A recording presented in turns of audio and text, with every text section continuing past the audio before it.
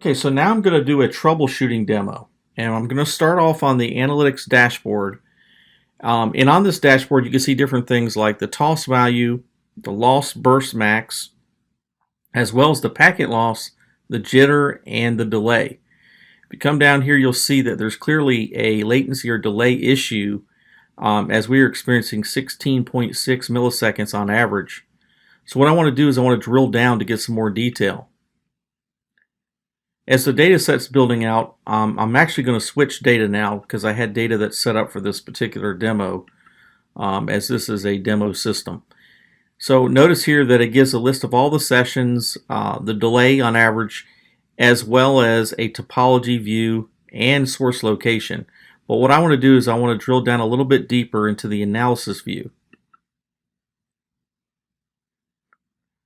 All right, there's several different things that we can see here. First of all, there's 56 different sessions.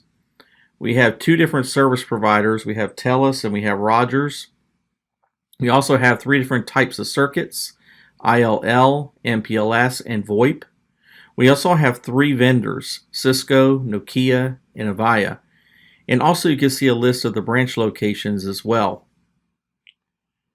Now, as we look at this data over here on the right in terms of topology view, we'll notice that ILL in Fredericton have an average of 26.2 milliseconds and also 32.4 milliseconds. So there's clearly something going on with this service at that location as a quick view. But what I want to do is I want to move to the topology view at the top here. And so I'm going to drag that over. And this will give me a visual representation of what's happening. So again, TELUS specifically is averaging 23.7 milliseconds if you highlight that or hover over that. And you'll also see that Rogers, on the other hand, is averaging 2.96 milliseconds. So Rogers is showing green, obviously, because it's performing well. But in addition to that, you can see that the service that's having issues is ILL itself, which is averaging 26.2 milliseconds. And also at the location Fredericton. So obviously we have all the data we need here in terms of the service provider, the service that's an issue, in terms of where the location is as well. But additionally, we can see some more information by just clicking on TELUS here, and we can filter on that. And as we do, it'll only be data relevant to TELUS specifically. So this will show us all the different sites in terms of how they're performing and whether they're meeting the SLAs or not.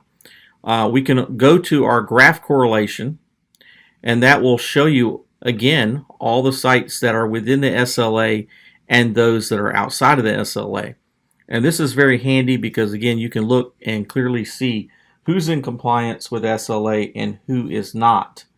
So now we at least have an understanding of okay, who the service provider is that's having an issue, what service is affected, and what location as well. And we also have a list of all the different locations in terms of whether they're performing at the required SLA level or not. So we can hold our service providers accountable if necessary, or we can contact our service provider to start working on a problem which is on their end. And a lot of times there's finger pointing in terms of where the problem is.